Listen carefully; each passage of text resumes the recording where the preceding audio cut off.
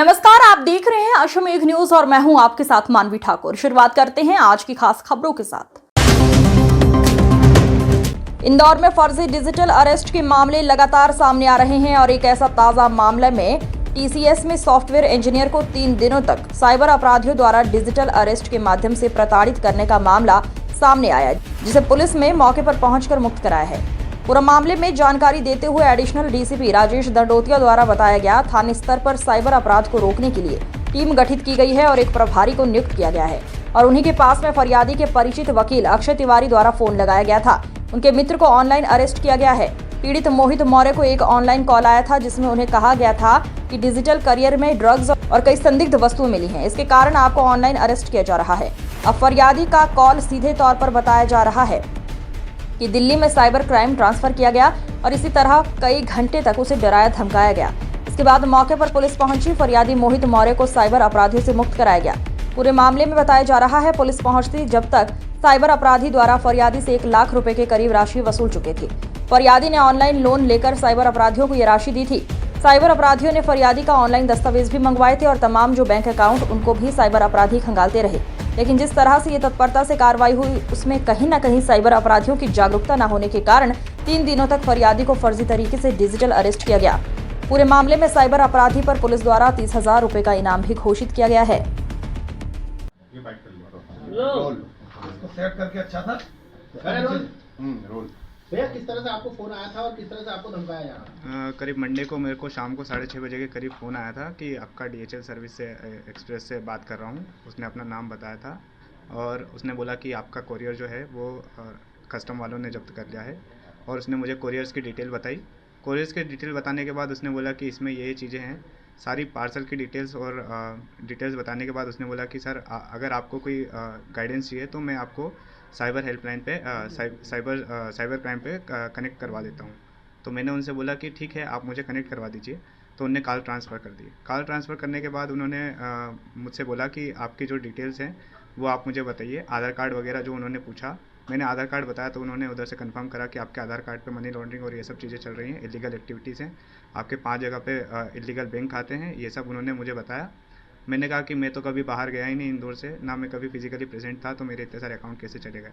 तो फिर उन्होंने मुझे बताया कि आपके नाम से चल रहा है और इसके पीछे इन्वेस्टिगेशन चल रही है और आपको अभी अरेस्ट करना पड़ेगा, इस हिसाब से उन्होंने मुझे बोला।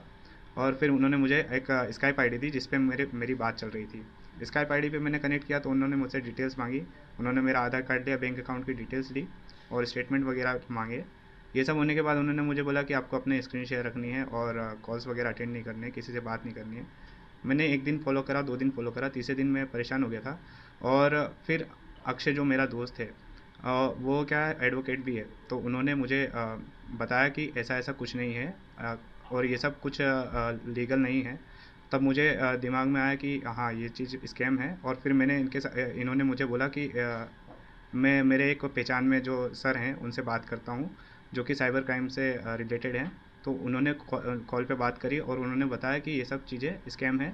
मेरी उनसे बात हुई। उसके बाद फिर अक्षय ने फ़ोन लगाया ऑफिसर को और फिर ऑफिसर मेरे घर पे आए। उन्होंने बात करी जो स्कैमर है उनसे और उनने बताया कि ये आप मेरा कुछ नहीं उखाड़ सकते। मतलब जो स्कैमर है उनने बोला कि मेरा कुछ नहीं उखाड़ सकते, कुछ नहीं कर सकते, ऐसा बोला और कॉल कट कर दिया। सर कितने घंटे आपको रखा, कितने देर तक? सर मंडे से कॉल आया था तो मंडे शाम को और मंडे ट्यूसडे थर्सडे और सर आज मतलब आज सुबह ही मेरे को पता चला कि ऐसा कुछ है और ये सब कुछ नहीं होता है। तो आज मतलब सुबह ही मेरा रेस्क्यू हुआ है। कितनी राशि आपसे ले चुके थे? सर वो टोटल राशि 2 हिस्सों में करवाई थी उन्होंने। पहली राशि थी 99,500 की और जो कि मैंने इंस्टेंट लोन से उठाई थी क्योंकि मेरे पास उतने टाइम पे अमाउंट नहीं था। दूसरी राशि थी मेरी 35,000 की जो कि मैंने एक कलीग से उधार ली थी और मेरे पास क्योंकि अमाउंट नहीं था। तो यही 2 राशियाँ गई हैं मेरी अभी। टोटल 1,30,000 का जो अमाउंट है वो लिया गया है। जो ठगों ने फोन करा था वो किस तरह से बात कर रहे थे, क्या बताया था उन्होंने? सर वो तो ऑटोमेटेड कॉल थी सर। उन्होंने मतलब ऑटोमेटेड कॉल में एक बंदे ने एज अपने आप को सर्विसमैन बताया कि मैं यहाँ पे काम करता हूँ अपने डिटेल्स वगैरह से रिलेटेड। और उसमें मतलब मैं समझ नहीं पाया कि ये बन के बोल रहे हैं कि एक्चुअल बोल रहे हैं और इस चीज़ से रिलेटेड मतलब मुझे हिट नहीं कर पाई चीज़ें, इसीलिए मैं इसमें उलझ गया। तो आपको पहले से जानकारी नहीं थी डिजिटल अरेस्ट की, लगातार मीडिया में और फिर सोशल मीडिया पर भी इसकी सर जानकारी? मैं अभी क्या है कि कट चुका था, मतलब पेपर वगैरह पढ़ना बंद कर दिया था मैंने, तो इसके चलते मुझे क्या है अभी साइबर अवेयरनेस और ये सब अवेयरनेस बहुत कम हो गई थी। अब मैंने साइबर अवेयरनेस से जुड़ी चीज़ें मतलब इंफॉर्मेशन में लूँगा और डेली न्यूज़पेपर रीड करने का मतलब करूँगा मैं। आप क्या करते हैं? सर मैं सॉफ्टवेयर इंजीनियर हूँ टाटा कंसल्टेंसी सर्विसेज में। आपका नंबर है? सर मेरा नाम मोहित मौर्य है। के साथ हाउस अरेस्ट की घटना घटित हुई, किस तरह से आपको जानकारी उन्होंने दी? जनरली नॉर्मल जो फ्रेंड्स को कॉल करते हैं, मैंने वैसे ही कॉल किया था। मेरे फ्रेंड को, मेरा चाइल्डहुड फ्रेंड है, तो बट ऑब्वियस मैं उसके एक्सप्रेशन हाव सब जानता हूँ, किस तरह से भी रिएक्ट करता है चीज़ों के ऊपर। तो नॉर्मली आज मैं मॉर्निंग में इससे मिला, मुझे थोड़ा सस्पिशियस लगा कि कुछ तो गलत है इसके साथ। देन भी थोड़ा सा इसे फोर्स करने पर इसने मुझे बताया, क्योंकि बहुत ज़्यादा डरा हुआ था ये डिजिटल अरेस्ट होने के कारण। देन फिर उसके बाद मैंने मनोज सर हैं ASI साइबर सेल में, उन्हें कॉल किया। देन उसके बाद सर का नंबर मुझे मिला, राजेश सर का, एंड देन उनसे कांटेक्ट करने के बाद हम लोगों ने इसे रेस्क्यू किया। क्या ऐसा कुछ होता है डिजिटल अरेस्ट नाम का, क्योंकि आप वकील हैं? जी हाँ, डिजिटल अरेस्ट बहुत सारे ऐसे केसेस देखने को मिले हैं हम लोगों को, और सबको इसके लिए अवेयर होना बहुत ज़रूरी, क्योंकि डिजिटल अरेस्ट ओरिजिनली नहीं होता है, ये केवल एक फ्रॉड है और जो लोगों के माइंड में क्रिएट किया जाता है, और उनसे उन लोगों को ट्रॉमा, मेंटल प्रेशर, डिस्ट्रेस, ये सारी चीज़ें क्रिएट करी जाती हैं। आपका नाम क्या है? मेरा नाम अक्षय तिवारी है, हाई कोर्ट एडवोकेट। तो कोई आएगा ना, डिस्टर्बेंस नहीं करेगा, तो अच्छे से बताना है।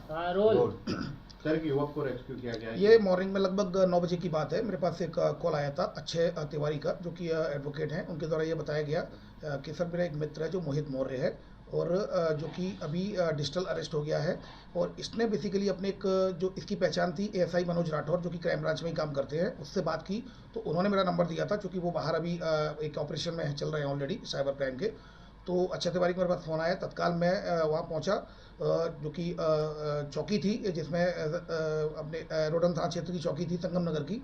वहाँ पर ये अक्षय तिवारी मिले, हम तत्काल गए और घर पे देखा तो गेट खुलवाया, तो गेट में ये जो मोहित मौर्य है, जो कि बीटेक सॉफ्टवेयर इंजीनियर है और TCS में काम करता है, इसके मोबाइल पर लगातार बात चल रही थी, वीडियो कॉल चल रहा था, ऑडियो कॉल चल रहा था, वीडियो कॉल चल रहा था, स्काइप पर चल रहा था। तो उससे तत्काल मेरे द्वारा भी बात की गई, तो उसके द्वारा फिर थोड़ी सी बात करके और ये फ़ोन काट दिया। उसने मुझे भी ये बताने की कोशिश की कि मैं सही पुलिस ऑफिसर हूँ, लेकिन समझ गया 1 मिनट में ही वो, जब जैसे मैंने उससे बोला कि तुम 1 मिनट में ही अपनी औकात पे आ गए, सर वो बोलने लगा, तो 1 मिनट में ही वो औकात पर आ गया। तो फिर उसके बाद उससे बातचीत की और उसके बाद उसने फ़ोन काट दिया। पूरी जो घटना इस प्रकार से आई है कि ये मोहित मौर्य, जो कि TCS में काम करते हैं, मंडे को शाम को ऑफिस से लौटे थे, लगभग 6:30 बजे के करीब उनके पास एक ऑटोमेटेड कॉल आया कि हम ये जो दिल्ली के DHL एक्सप्रेस के कुरियर सर्विस से बोल रहे हैं। जो ऑटोमेटेड कॉल था कि और आपका एक पार्सल वहाँ पर रोका गया है, कस्टम पर, एयरपोर्ट पर रोका गया है।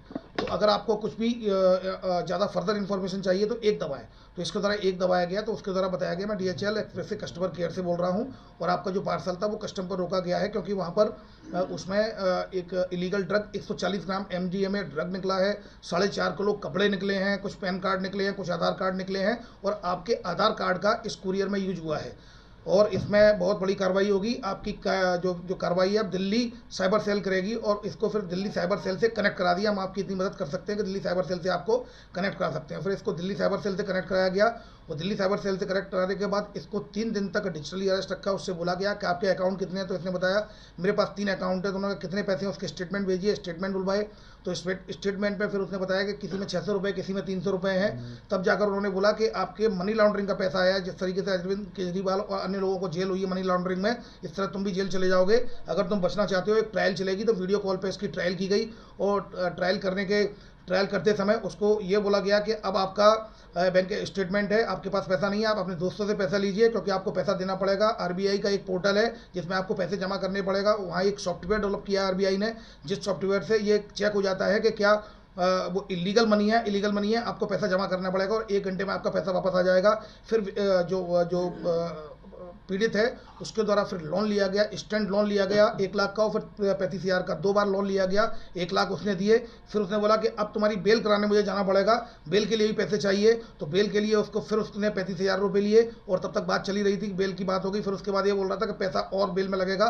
तब तक हम और ये जो अक्षय तिवारी एडवोकेट हम पहुँच गए थे, और तत्काल हमने उसको समझाया, तो इसकी तुरंत समझ में आ गया कि ये फ्रॉड है। तो इससे बातचीत में जब मैंने पूछताछ की, तो इसके द्वारा ये बताया गया कि ये भी पेपर नहीं पढ़ता है। तो इसने प्रॉमिस किया किया है कि पेपर पड़ेगा और ये जो केस है TCS में अपने सभी लोगों को कंपनी में बताएगा और इंदौर पुलिस के साथ मिलकर, क्राइम ब्रांच के साथ मिलकर डिजिटल कॉप के रूप में सभी को अवेयर करने की मुहिम में ये अपना महत्वपूर्ण योगदान देगा। इसमें महत्वपूर्ण बात यह है कि जो फोटो आ गया है उसका आरोपी का फोटो भी अभी मैं प्रिंट मीडिया के माध्यम से, इलेक्ट्रॉनिक मीडिया के माध्यम से मैं अनुरोध करूंगा इसको वायरल किया जाए। Police commissioner Indore Shri Santosh Singh sir के द्वारा इसमें 30,000 रुपये के नगद इनाम की घोषणा की गई है। इसके बारे में कोई भी इन्फॉर्मेशन देगा उसको 30,000 रुपये मिलेंगे और उसका नाम भी गुप्त